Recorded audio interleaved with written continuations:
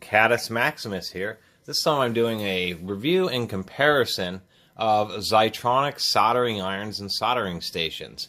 XyTronic's actually a company that's been around for decades. A long time, been making pretty decent soldering stations. A lot of people kind of haven't heard of them.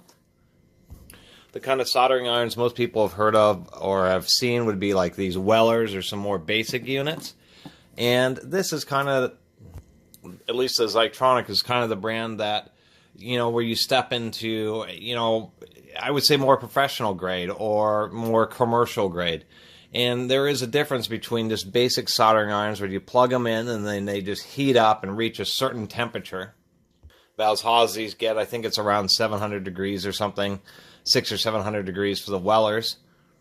And they're basic. They're just a heater, and then they reach their, whatever their temperature is. It's actually based on the voltage. So if you are in an area where it's 110 volts, they'll run a little cooler than if you're in an area of 120 volts, which is one of the issues about them.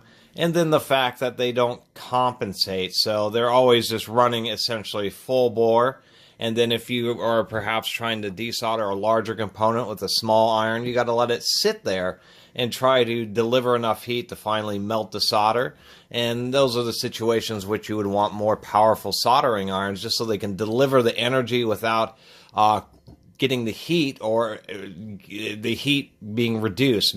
Whenever you're soldering or desoldering, when you're touching the iron to the solder or the contacts terminals, it acts as a heat sink. It takes heat away. So if you have lower power, like 15 or 25 watt soldering irons, as soon as you get to larger, even like onboard blade fuses, and I've seen blade fuses that have been soldered, particularly in like automotive power inverters, a little 25 watt you'll have to let sit on the board for like a minute just to get it hot enough to desolder, and at that point you're starting to cook components. The deal is you want to have enough power to where you can deliver the energy to melt the solder relatively quickly. Of course, the issue with that is you end up using much larger irons, and they don't quite have the tip size you need. You need to grind down the tips, and they're not really designed for that. When you're really working on electronics, the type of soldering irons you'd really want are ones like these. And Weller does make professional soldering stations. But they're pretty expensive, and that's one of the ways that XyTronic has been in the market, is that they make, well, one, they have a vast array of different soldering irons and stations. It's really quite surprising, and over the years they've had a lot of different models, so it can get a little confusing from that manufacturer, all with different specific feature sets and price ranges. But the big deal is that these are much higher power. We have a 45 watt and we have a 60 watt soldering station. So this little microelectronic soldering with this sharp little tip actually has more power than this large SP40 40 watt Weller. That makes a big difference, along with the fact that these are thermocouple controlled or feedback controlled. Not this little one, and this would be an example, and I wanted to kind of bring this out just to compare the actual decent quality of the XyTronics. This is just a XyTronic 25 watt soldering iron right here. Right there, 25 watts. And these are kind of more modern because, and how I say that is like the way the tips work is you just unscrew this little collar, and this is how it works on all these XyTronics. And then this would be the kind of more professional grade tip where you go in and out, and then it has this collar. This collar provides two purposes, not just securing the tip, but this extra layer helps maintain heat in the soldering iron, and it is actually a nice feature because it provides a little air gap and for thermal insulation. And so it doesn't radiate as much heat from the body of the soldering iron and delivers more heat right to the tip. And so this is what would be a nicer electronic soldering iron, what they would look like, and some of the features that they have. Really nice strain release. Even has a little screw so you can replace the heating element and wire. And something like this runs about $20, and this is a XyTronic 200GX. That would be in comparison to like the standard Wellers, if we can get these untangled here. This is a real cheap one, this Weller, whatever this model is, WSB 25HK. And then these traditional Weller SP25, which is one of the most common soldering irons in the United States, is this SP25. They have ones with like little neon bulbs that indicate that it's turned on, which I like. But what I don't like is, I mean, they're reasonably well priced. They're definitely a cheaper soldering iron for a reliable soldering iron. And I will say that about Wellers. For the most part, they will last a long time. They do have reliable heating elements, as well as the XyTronics. But some of the, features or what they lack is they don't have that kind of standard system. They use threaded tips that screw in and out like this, which is, I wouldn't say the standard of professional kind of soldering irons where they use this double sleeve system for the aforementioned reasons. So these, they tend to radiate a bit more heat, which means if whatever reason you're working in a colder environment, these will have a harder time maintaining temperature watt for watt than a version like this. And then, the tips tend to be pretty large and coarse. And the biggest issue is they heat as they expand and contract, as they heat up and cool down when you use them. These threaded tips are always seeming to get loose, and that's really one of the biggest frustrations I've had with the Wellers. On some of the bigger ones, they do use a slightly improved system, and I still do use Wellers when I need.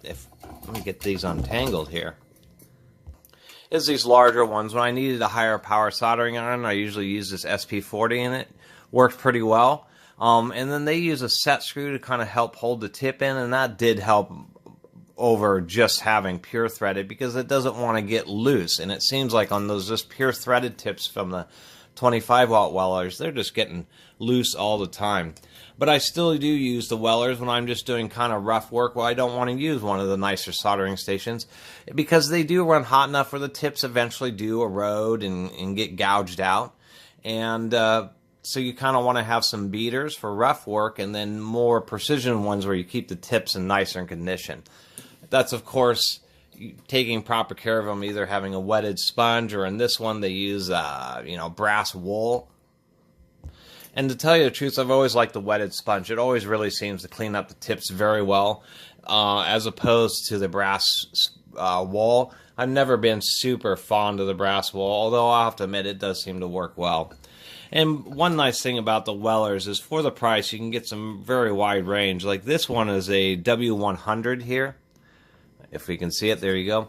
So this is a 100 watt soldering iron, and this you can start using to do thin copper tubing, that kind of stuff. And soldering irons actually get a lot more powerful than even this. And I'll end up doing kind of a big soldering iron review and comparison. But these 3 XyTronics I may or may not include in that big review and comparison because I wanted to dedicate a video to them and provide like kind of an overview of soldering irons, and that's why I spent 8 minutes so far talking about it, as well as talking about this little 200 GX, which I really do like as a precision soldering iron. The other thing to mention is that when you are dealing with nicer soldering irons, they tend to be grounded so that you have less chance of damaging any components to an electrostatic discharge, where more basic irons like those Wellers I showed are only 2-pronged. They are not grounded. When you get a soldering iron like this that is grounded, they actually include a high carbon content in the plastic so that any real high potentials that are involved with static electricity, surprisingly enough, the discharges from static electricity are very low amperage, but they can be thousands of volts. It's really kind of is hard to wrap your mind around. And so electronic ones, the bodies tend to be conductive to help you prevent you from ruining components through ESD or electrostatic discharge. Now, as far as Weller or anything, if you're doing any kind of soldering on a regular basis, strongly recommend actually getting a soldering station.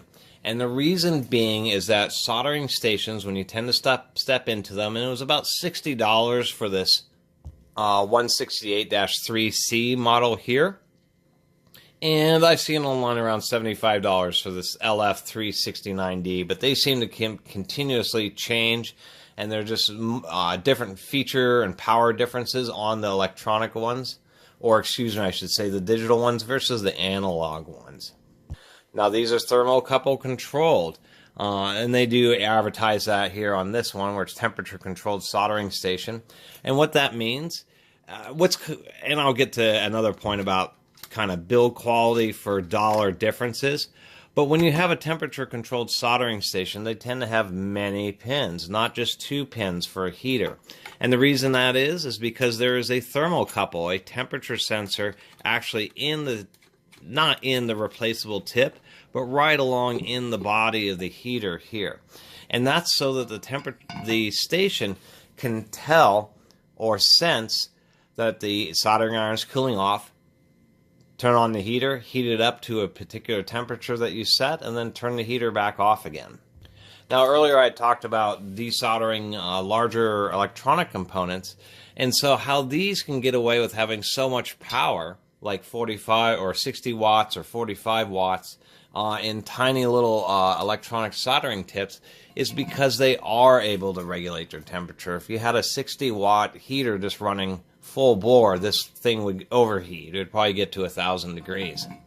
So they use maybe not 1,000, and so they use some complicated electronics to sense and then turn on and off the heater. So when you're touching it to something and it starts to sink the heat away, the soldering station will realize that and turn on the heater and compensate to bring its temperature back up to whatever you've set it to. So it makes it much easier to work on heavy components, just because it can deliver extra wattage when it needs to when you're actually in the process of soldering. And then when you stop soldering, it will it will reduce the amount of power that's delivering to always maintain a specific temperature. And that's the other distinct advantage, is that when you set this to like 600 degrees, it's going to be pretty accurate. It's going to stay within like 5 or 10 degrees of 600, whether or not it's just sitting here in the base or you're actually actively soldering. You'll touch it to the solder, it'll cool off maybe 50 degrees, and then within a second or two, or a few seconds, it will heat itself back up, and you'll have a real nice soldering experience. And if you're working with stained glass or a lot of other situations where you would use a soldering iron, these temperature-controlled ones, thermocouple feedback-based ones, are really nice. And the differences is they have, a wide variety of levels and design styles. Like this one has an analog needle gauge. They had ones where they had like a series, like one of those graphic equalizer kind of LED bars. And then they've started moving to these fully electronically controlled digital units, and that's one reason they're a bit more expensive, is because of all the digital electronics. And they have a wide array of these, including like really nice ones that cost hundreds of dollars with LCD displays on them with touch screens and that kind of thing. What's also interesting is you can get different irons. Like this is a 163 or 168-3C that uses a 207 ironing tip. And this is the same way, although this is cheaper, like one of their cheaper electronic units, so you can't actually unplug the soldering head, but it's the same way. This is an LF369D with a 106U soldering head on it. And one thing to mention is you can't put, like if this were interchangeable, had a same plug as this, I couldn't put a 60 watt on a base station that's only meant for 45 watts, because it wouldn't actually burn it out. What it would do is it just wouldn't get up to temperature. This heater light would just always be going, and it would have trouble getting up to temperature, especially when you're using it on heavier components. On lighter components, it would generally work, but you can risk a little bit of damage. Where if you do the opposite, where you put a lower power iron on a higher power station, where it'll generally work fine unless you're working on heavy components, then you can risk some damage, because it'll be trying to run too much power to the iron tip. And I guess after saying all that, really the stations are kind of balanced, but you can swap back and forth if you're in a pinch and you do have different wattage. Most times, unless you're working in a business that does electronics repair or manufacturing, something like that, you're not really going to run into a situation where you have like a drawer full of different soldering irons and base stations where you really have to worry about it. And if it's too extreme of a difference, they do vary the connectors, so you can't physically plug one into another base station that may run at a higher voltage or something like that, and you actually risk just immediately burning it out. And kind of what you pay for, both of these are real close in price, and you say, well, why is that? Basically because to get this nice digital version, I'll plug it in a second. One, you can control, it's a digital display, and you can control the temperature by every single degrees. You can lock it out so you don't have to worry about it, change it from Celsius to Fahrenheit. It's very easy to use and see, and actually is quite precise. But to kind of make the price closer to this one, they give you a cheaper base station. This is like a Bakelite base station. It's kind of lightweight, just more basic. The wiring on the iron head itself is not as flexible. This is like some really flexible, very nice cabling. So like the build quality between this, the base station is like die-cast zinc or die-cast aluminum, so it's a nice heavy base station. And you get more features like having this little aluminum tray that goes on top of the station, so you can either use it there like this, or you can put the sponge down here in the stand. And so those are some of the differences. It's kind of interesting because, they could use this cheaper base with this unit and make it significantly cheaper. So I always kind of thought it was strange that they have better build quality on the units that have less electronics in them, and a little bit lower build quality on the units that have more electronics in them, just so they can all, so they don't get too expensive. And then they do make very expensive ones, but I think it's kind of a crux of having maybe a few too many products in your product line. But I do like how these work. We'll turn this one on here. We can see and we'll adjust it to 500 degrees. And so what's nice about these is they let you know when it's actually running the heater. Let me turn that off for a second. You can see a green light for power and the red light for running the heater. And it's going to take it a second as it starts to heat up. But one nice thing about these soldering stations is that it's going to drive that iron at its full 60 watts. And now we can watch in real time here. And it is surprising how quick. I just turned this on, and Fahrenheit is on the upper scale here. And we can already see how fast we're basically there. Now we'll see how well calibrated. We can see that the heater light actually turned off. It didn't overshoot the temperature too bad, but it did overshoot it by a few degrees. So we could see that there's a little bit of a calibration issue between where the dial is right at 500 and what the needle displays, but it's pretty close. And it kind of overshot because it was heating up from cold. But once it settles down, what I found about this unit is actually within 10 or 20 degrees, as far as you can tell on a little analog needle. And I've always liked that about the XyTronic, is you can actually rely on the little gauge that it says. And as we can see, these types of units will just drive the iron at full power until it gets up to temperature. And versus plugging in like a Weller and waiting a few minutes for it to heat up, these you can turn on, and within 30 seconds or so, obviously, or easily less than a minute, you'll be ready to solder. And see how it came up to temperature. Now the heater light is just going to blink every once in a while, it'll turn on just for a couple seconds, and then it turns back off again. And you really just have a much better soldering experience. Now, I'm going to plug in this other unit here just so you can see how it operates. This one does have a physical power switch. It doesn't have as strong an iron as this unit does, but it still works quite well. And you just turn it on. And I'm not exactly sure. So the lowest temperature this can be set to is 302 degrees. And the highest temperature, it even says on the bottom here, or on the back, 302 to 896 degrees Fahrenheit. So that's exactly what it would be rated for. I assume that's kind of an odd range. And instead of a heater light, this has a little LED display. And if we look, we can periodically see that dot blink. That's the indicator for the heater. Now, one nice thing is that the temperature control on this unit here is analog based. There's some analog circuitry to deal with the changing resistance of the thermocouple based on how you have this potentiometer set. And then that is how it regulates. So if I were to plug this in, you would see when the heater light comes on, it doesn't just blink on and blink off digitally. It kind of gradually goes bright as more power is allowed through to the iron head. Then as the threshold gets hit, it kind of slowly dims back out again in an analog fashion. Digital ones are different. It'll just detect that the temperature threshold has dropped, a degree or two, and then it'll just give it a blip on the heater. So this will just periodically blink just for a millisecond. And that's one of the ways that it gives it more precise temperature control, because it isn't really a taper. It's a specific digital functionality, or command, I should say.